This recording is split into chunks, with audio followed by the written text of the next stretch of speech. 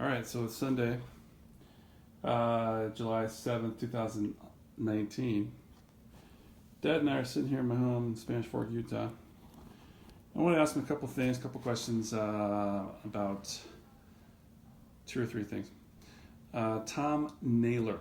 Can you tell us about Tom Naylor and what impact he had on your life? And Yeah, that's a good question. He, as I've said before to you and to others, Tom had probably the biggest impact on me and the direction I was going of any person.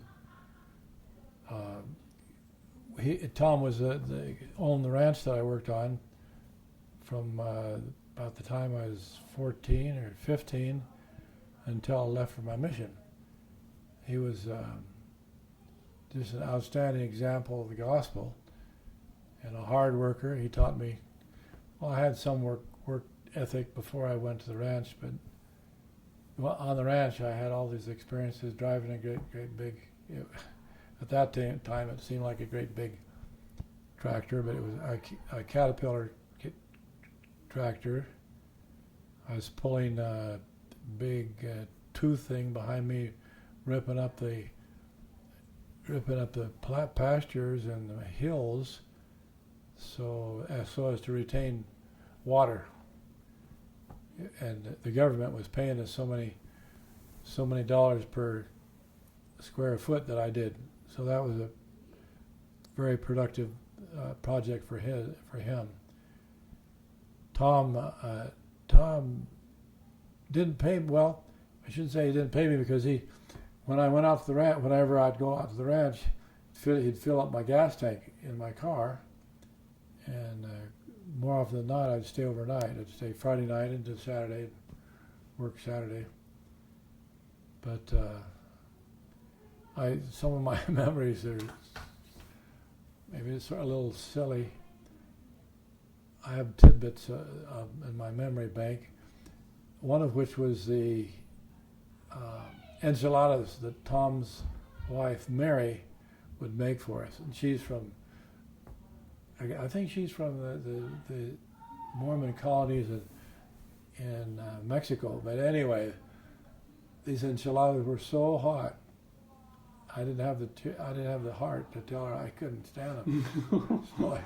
so I ate them for 2 or 3 years. Everybody else, the rest of the family, thought they were really great. Mm-hmm. So that's one of my memories of dinner at the ranch. Mm-hmm. But she, bless her heart, she thought she was doing us such a good favor, and the rest of the family, I think, were accustomed to him and liked him. But, that was a trial to go to lunch. Mm-hmm. Anyhow. Well, talk to me more about Tom Naylor and his character and why he. Yeah. Like. You have a high regard of him, yeah. And it seemed like you said from 14 or 15 years old until you left on your mission at age 20. Yeah. He was a pivotal person in your life, perhaps. He was. On par or right below par with your father. Yes, yeah. Can you tell us more about that? Okay. Tom, first of all, Tom's dedication to the church.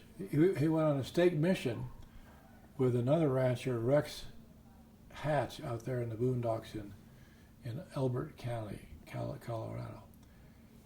And the fact that those two guys worked their tails off all during the day, just working their fingers to the bone, and then they go out at night as companions on a stake mission. And they did. In fact, I think if I'm not mistaken, one of the families they brought into the church had a son, Harold Smith, who ended up rooming with me at Colorado State University in the dormitory.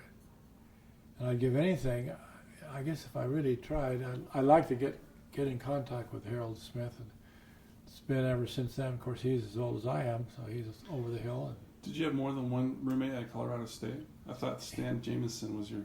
No, Stan Jameson was my first roommate before I went into the dorms. Oh no, after. Yeah, I went into the dorms as a freshman. And then Stan was a roommate after I left the dorms and went into a private house. And I had another roommate in that place. It was right across from the campus. Really nice LDS family that we stayed in the basement with. And one of my little memory. I hope you don't. You can delete anything later on you want because some of this is frivolous. But I remember so well the fact that they had a cat in that house where we were living. And I don't remember if it was Stan or one of the other guys was totally allergic to cats, and it was terrible. They didn't want to say anything to our landlady about it, but it was a real trial. But you know, there was another incident. Oh yeah, I know. Another incident that happened stuck in my, doesn't have any consequence. But their little boy, I don't know, he was maybe 10, 11 years old, took, unbeknownst to us, stealing money from our room. When we were downstairs, and we eventually discovered it, and then his folks came down on him and got that resolved. That was another little tidbit out of my memory bank. Back to Tom. Tom was such a clean-cut guy. He was a rancher. He was brought up by his dad. And his dad was not a member, not an active member of the church, and I don't know if he was a member of the church, but he was not. He swore, and I don't know if he smoked. But Tom, and all the time I worked with him, didn't let out one curse word, and all the time I worked with him, and that's really rare in a farm or ranch situation. No matter what happened, he kept his control of his emotions. And I admire that because I heard other ranchers and farmers using this foul language, but not Tom. He was just a great example. And how he dealt with his children. He had about either 5 or 6 kids, really nice kids, and I've tried to get a hold. I got a hold of one of them successfully, who lived at that time when I was going through Phoenix, and I was able to have at least a telephone conversation with him. I have really a desire to get more contact with Tom and Mary's kids, to find out how life went with them after I took off from a mission, because I was about a year or two, maybe 3 years older than their oldest, who was a very pretty girl that married a football player from Arizona State University, who turned out to be a louse. They got a divorce, unfortunately. I don't know anything about the rest of the kids, and I really want to find out about them. Tom was, in those days, he was, times were financially very tight.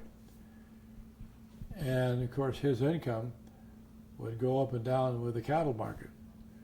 I gained an appreciation for the economics of agriculture working with Tom. And just a 2 or 3 cent drop in the cattle prices would make a whopping difference for his income. Because when you have an animal, let's say 600, 700, 800, 900 pounds on the hoof, and then the prices would drop. So anyway, with that tremendous pressure, you'd never tell it. Tom never let that pressure influence his demeanor. And in fact, Tom was the reason, or my experience on the ranch was the reason I went to Colorado State University to become a rancher, at least to be in agriculture. But I got up to Colorado State, and I was interested in ranching and interested in biology and stuff like that. But when I went on my mission to Brazil and came home and saw I had an affinity for languages, I dropped completely out of the idea of pursuing agriculture. I'm trying to think. Tom, he became a bishop. I think at that time, a little city of Castle Rock. Castle Rock. And John Hillier, Jessica's present husband. Only husband. What's that? Only husband. Yeah, that's true. Anyway, they happen to settle out in that area. They have a great big, huge, monstrous mansion, 16,000 square feet mansion in the Castle Rock area. But there's a name of Castle Rock was one of the city's names, and it is not really important. It doesn't matter what the other little cities, but I got excited when I got talking to John with the possibility of. I got excited when I was talking to his dad at the reception, and he said he could easily find out for me where some of Tom's kids ended up. Yeah. That hasn't happened yet, and I'm looking forward to seeing his dad again at the up-and-coming Sealy. Really interested in that, to find out more about Tom's family and how things went. I was hoping their oldest daughter, Susan, who got this divorce from this Claude, if she remarried someplace along the line, had a happier life than was the case when she was married. Mm. Tom, let me tell you, Tom, we were part of the, Denver stake, and that was 50 miles out from Denver.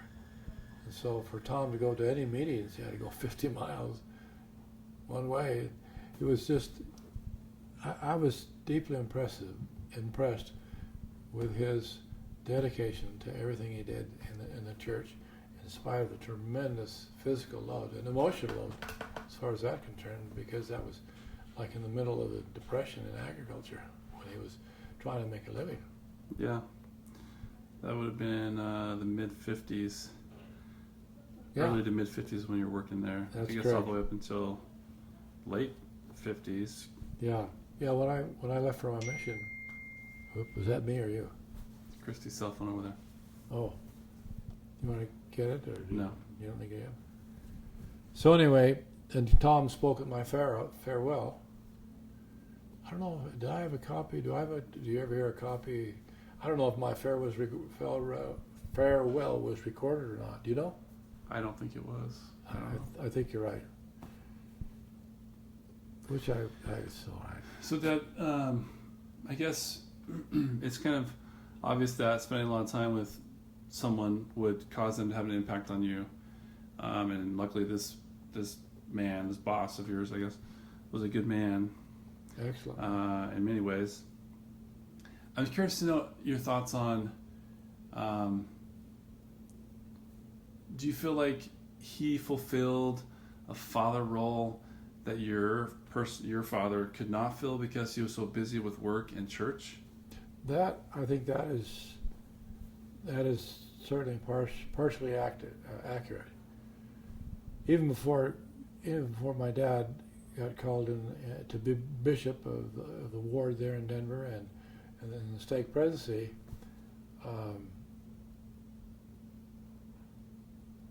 United Airlines. His job at United Airlines caused him to travel an awful lot.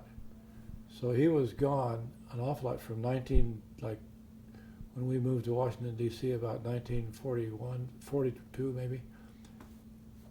And he was coming up in the company and had a bright future to look at with United. So as a consequence, what I'm saying is he was gone an awful lot. Even way before he became a general authority, and then he was gone forever. So he became a general authority while you were on your mission, right? 61. He did. You were on your mission already. Yeah, yes, he did.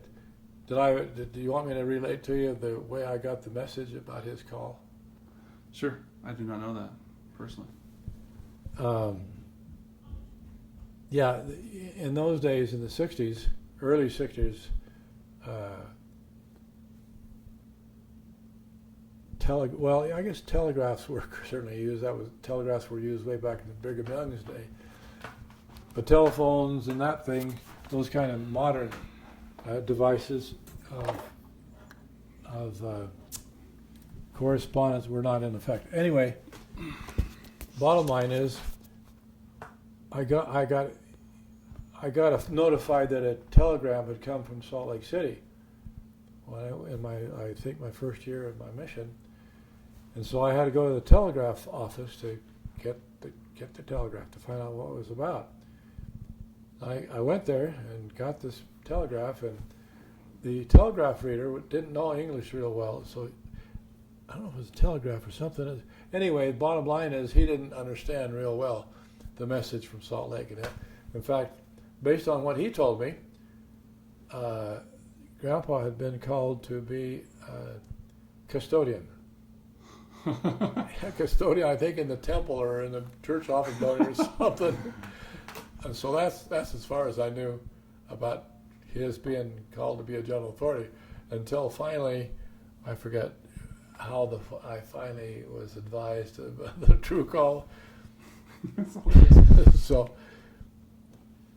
anyway, of course, I felt sort of left out because I was in Brazil all the time that my parents were in Chicago. And then... Wait, they went from Denver to Chicago to Salt Lake? Yeah.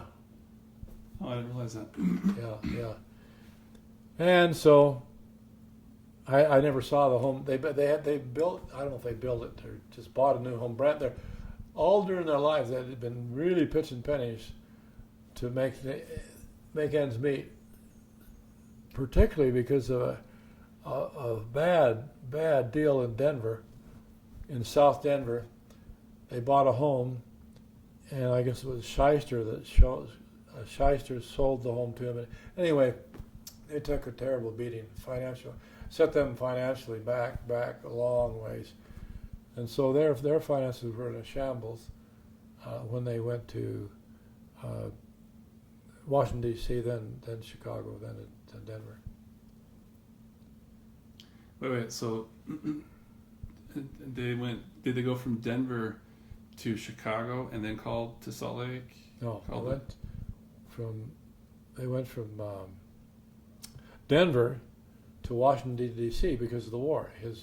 One of his duties, as I understand, with United Airlines was arranging transportation for troops around the United States to various training areas. They had, at that time, United Airlines was not an international airline, just in the United States.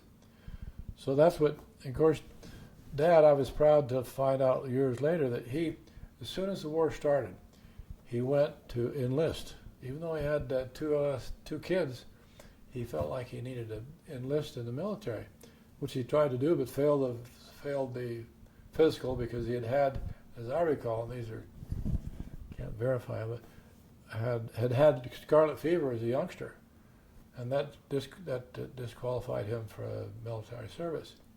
That's why he felt he needed to do something for the cause of the war, and so he did it through United Airlines. Okay, so just to verify, you just said from Denver to Washington, D.C., but I think you meant from Salt Lake City to Washington, D.C., right? Let me regroup in my thinking.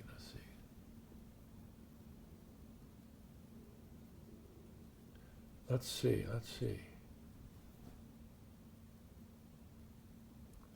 Salt Lake. Yeah, it must have been Salt Lake to Washington, D.C. I think that's correct. And then Chicago, then Denver, and they're in Denver for a good number of years. That's where you basically grew up. Yeah. Went on your mission, and then from there, he was called to be a general authority and went to Salt Lake, right? Right. Okay. But let me tell you a little bit about that transition. Mom, his wife, had all the kids to deal with back in Chicago. They had just had this nice, beautiful, their first house. Not their literally, but their first dream house had been built.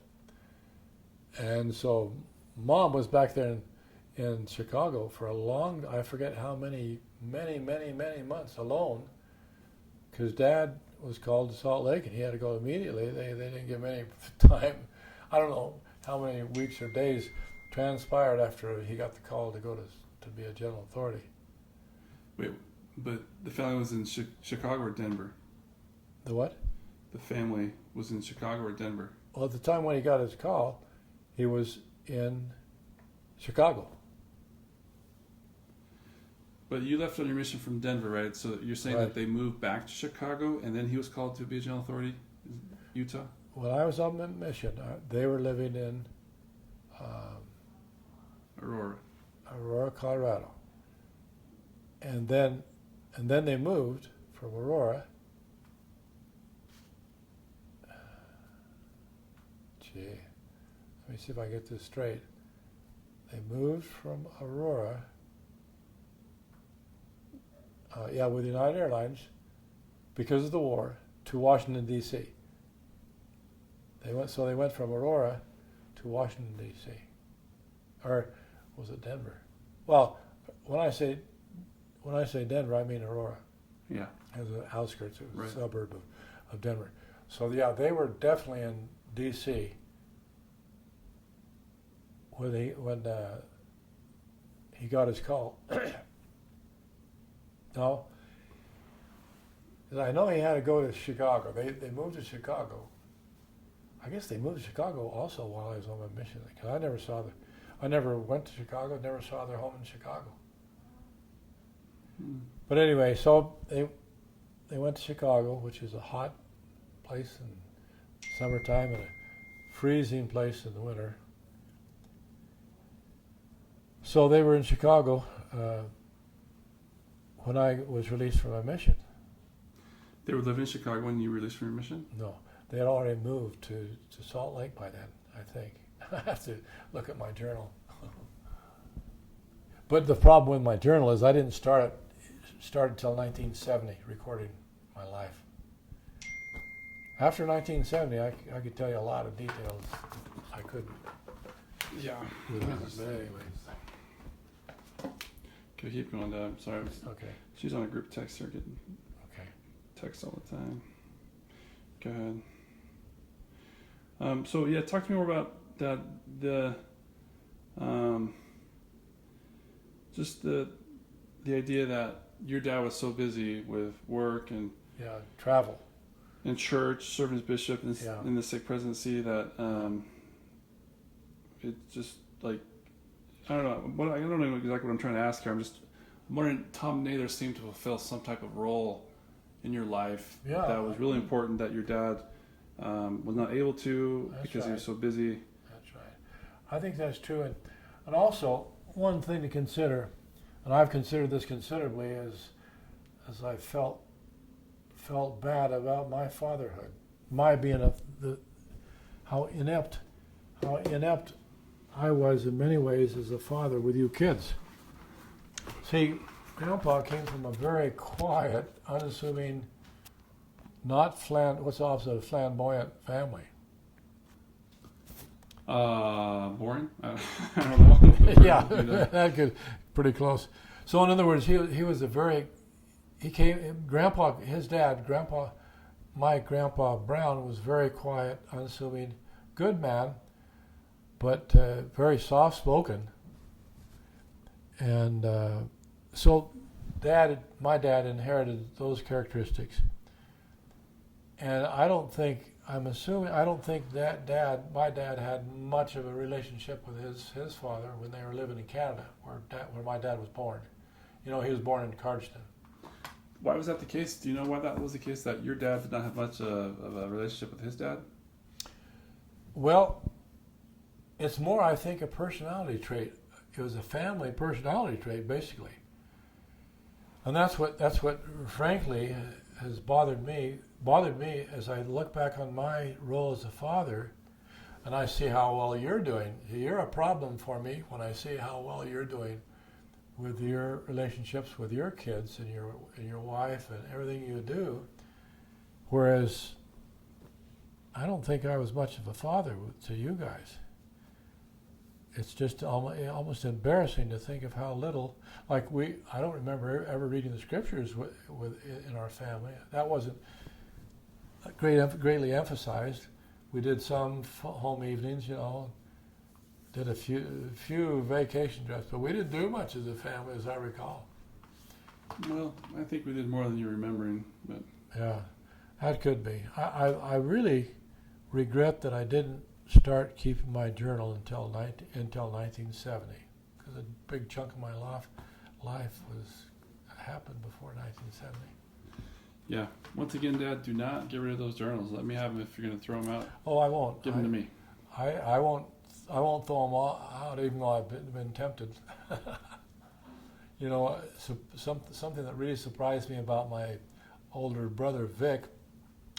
He discarded his missionary journal from Australia.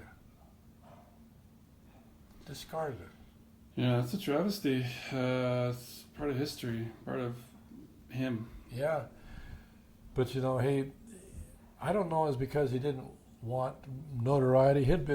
He was by the time he went on his mission to Australia, and then he went back there professionally representing the church after he was employed by the church. So he had a lot to do with Australia, but I don't know if his mission was a negative thing. I never could figure out why in the world he would have discarded his because he was a leader there. I don't know if he was in the leadership of the mission or whatnot, but I think he served an honorable mission. There's no question about that. Yeah. But discarding your missionary journal was unbelievable to me. Yeah, I think that's, I don't know, I could see the reason why, because you don't want embarrassing things or, opinions that you had previously about someone or something to come out as if it's your current opinion, but I think it's important to keep a record of everything. Well, now, years later, I've got my journal sitting there collecting dust. That's all it does. I don't even read it. Yeah. Well, I take took a peek in it once, some time ago. But when I recorded it, it was very important to me. And I think your kids, grandkids, great-grandkids, would like to see what you thought and think about certain things, and seeing your journal is one very good way to do that. Well, I just hope that my journal is, and I'll have to reread it. I hope it's not. I hope it's more than a travel log, because that is boring and not very significant to my offspring. Yeah. Okay.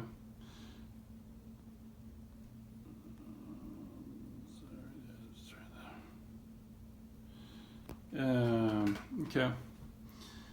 Can you mind if I go back to when I was a baby and my story about the rat biting me? You know that? About that? Mm-hmm. Oh, you do? I think so. Yeah. Yeah. Go ahead and tell it. Well, I might repeat it here. When I was born, 1939, right? We lived in a really low-class, low-life, cheap house. Low income. Yeah, very low income, because in those days, even though Grandpa, he was starting his career with the United Airlines in those days, and so I don't have the slightest idea what his wages were, but they had to be really low. As a consequence, we lived in this little hovel of a house, and as a baby, I was in my crib, and one of the local rats somehow got in, jumped into my crib, and took a chunk out of my jaw. Oh, you can still feel it. You can still feel the chunk out of my jaw from that incident. And that incident, I go on to say, bless his heart, Dad had a 22 caliber weapon. He stayed up all night. I don't know when, if it was the next night or when, and shot the rat when it came back to work on me again. Oh, wow. Yikes. And that sort of reminds me about his saving Uncle Vic and I from the Potomac River. Floating down the river in the canoe that we got into, and swimming in there with his whole full suit on. Yeah. Did he record that in his journal? Your dad? Do you know? Dad? You have his journal, right? I don't think so.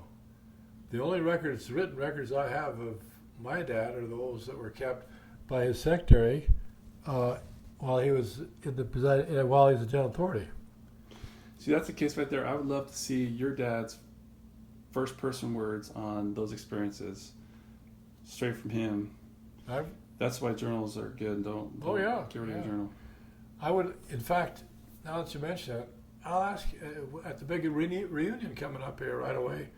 I'll ask my siblings if they know of any recording, written or otherwise, of Dad, Mom's life Yeah. and experiences. That'd be very worthwhile. It is. Yeah. Let's see. My older brother Vic, has always been a great example to me, and almost an embarrassment because in high school he was a football star, playing center for the football team there in Aurora High School, and he was a popular guy and well known, and I was nothing. I was a zero. but he was going the wrong direction. I found out, spiritually and religiously, and I don't know if I've told you this before, but that's part of my life, knowing about my brother, things that developed him. Mrs. O'Brien, who was an English teacher at Aurora High School, changed Vic's direction in life. More so than the bishop, or as far as I understand, she was very significant in his life. And so I think about, I remember her well. I don't remember hardly any teacher. I remember her and a few others, but she was a kindly lady, tall as I recall, and I'm not sure. I think she saw that Vic was going the wrong direction, and somehow she got him altered in his path. I guess he was goofing around too much, I think, with the jocks and the football team. He wasn't keeping his nose. I don't think he did anything immoral, but he was not symbolic of a good LDS boy. It would be preparing for. Was she LDS? No, she wasn't. But she's the candidate. I'm sure this day. Now I'm sure. I would guess that she's on the other side of the veil as LDS. Yeah. Good. All right. There's a couple other things I want to talk about, Dad, but maybe we'll leave it for another time, another day, another conversation. Okay.